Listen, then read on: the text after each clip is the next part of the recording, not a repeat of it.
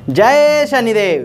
दैनिक दर्शिका पंचांग के सभी दर्शकों को आचार्य निष्कांत शर्मा की ओर से प्रेम भरा नमस्कार। आज हम फिर उपस्थित हैं एक और नई ज्योतिष टिप के साथ।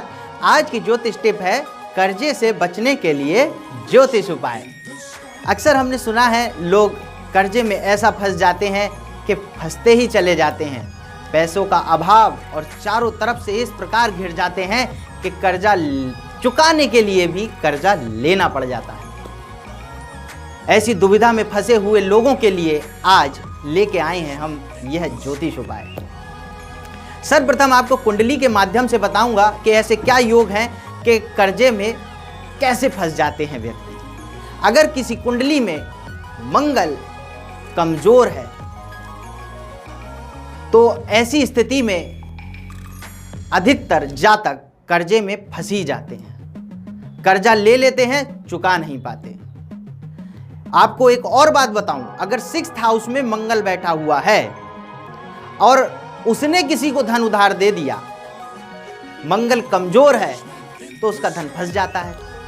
तब वह यह कहता है कि अगर वो व्यक्ति मेरा कर्जा वापस कर दे तो मैं सामने वाले को वापस कर दूं, लेकिन ना उसका वापस आता है और ना वो दे पाता है। कर्जे चुकाने के लिए उसको कर्जा लेना पड़ जाता है। इसी प्रकार 9th हाउस में अगर शनि बैठ जाए तो ऐसा व्यक्ति का अगर कोई धन ले लेता है तो बहुत धीरे धीरे धीरे कर कर वापस करता है। इसी प्रकार अगर राहु और केतु बैठ जाए तो समझ लीजिए कि सामने वाला धन देगा ही नहीं। अगर वह सख्ती करे तभी धन मिल सकता है, अन्यथा धन गया ही समझिए। चंद्र केतु, चंद्र राहु अगर दोनों कुंडली में युति बनाकर बैठ जाए तो आदमी हमेशा हवा में रहता है, सारे ख्वाब पूरे करना चाहता है, कर्जा चुकाने के लिए कर्जा लेने से कभी परहेज नहीं करता। उसकी यही आदतें उसको और कर्जे में फंसाती चली जाती हैं। तो बारी बारी से मैं हर ग्रह के बारे में उपाय बताता हुआ आज आपको चलूंगा। सर्वप्रथम मंगल के लिए चलते हैं। अगर मंगल कुंडली में किसी भी प्रकार से कमजोर है, नीच की अवस्था में बैठा हुआ है, धन फंस गया है, कर्जा बढ़ रहा है, तो यह उपाय आपके लिए बड़े सिद्धकारी होंगे। उससे पहले मैं आपको एक चीज बता देता हूं, काश इंसान भी नोटों की तरह होता, रोशनी में कर कर देख लेते असली है कि नकली। आइए चलते हैं उपाय की ओर, बताते हैं आपको। अगर आपकी कुंडली में मंगल कमजोर अवस्था में है तो क्या उपाय करें कि कर्जा समाप्ति की ओर चले। आपको अपनी लंबाई के अनुसार एक काले रंग का धागा ले लेना है, एक पानी वाला नारियल, हनुमानी सिंदूर, चमेली का तेल। सिंदूर को चमेली की तेल में मिलाकर नारियल पर एक सतिया बनाएं। सतिया बनाने के बाद उस पर वह काला धागा लपेट दें। अब आप हनुमान जी की कोई प्रतिमा रख दीजिए, धूप दीप से नैवेद्य से पूजा कीजिए, अर्चना कीजिए और ऋण मोचक मंगल स्रोत का 11 बार आप पाठ कीजिए। पाठ करने के बाद खड़े होकर वह नारियल लेकर अपने सर से 11 बार एंटी क्लॉकवाइज आपको घुमाना है और किसी बहते जल में प्रवाहित कर देना है। यह क्रिया कम से कम आपको 3 मंगलवार करनी ही करनी।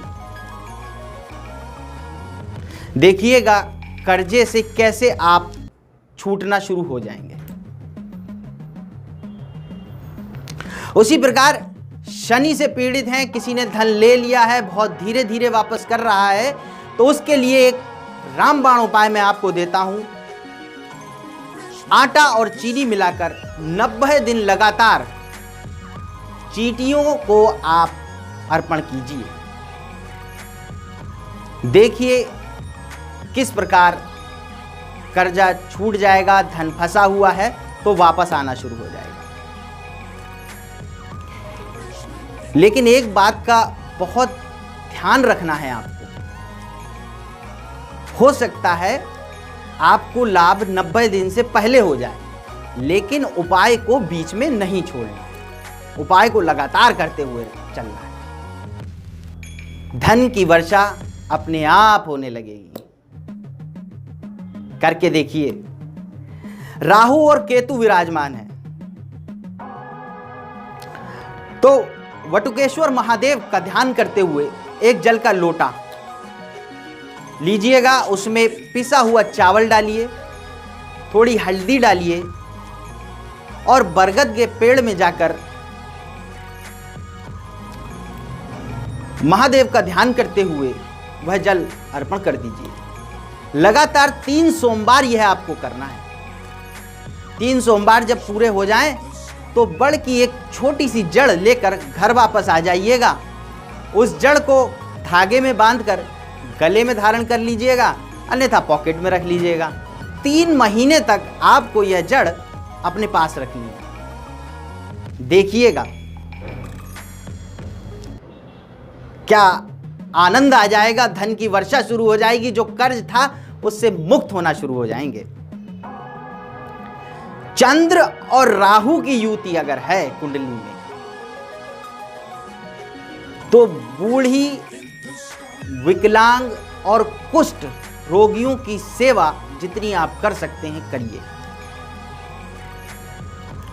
शनिवार को दूध का दान माह में 1 बार अवश्य करें। किसी कार्य को करने में कोई जल्दबाजी बिल्कुल ना करें। लोहे से रिलेटेड कोई भी काम आप ना करें। कौवे और कुत्ते की सेवा नियमवत मंगलवार और शनिवार माह में कम से कम 1 बार अवश्य करें। सुबह उठकर ओम का उच्चारण अवश्य करें। बता देता हूं आपको।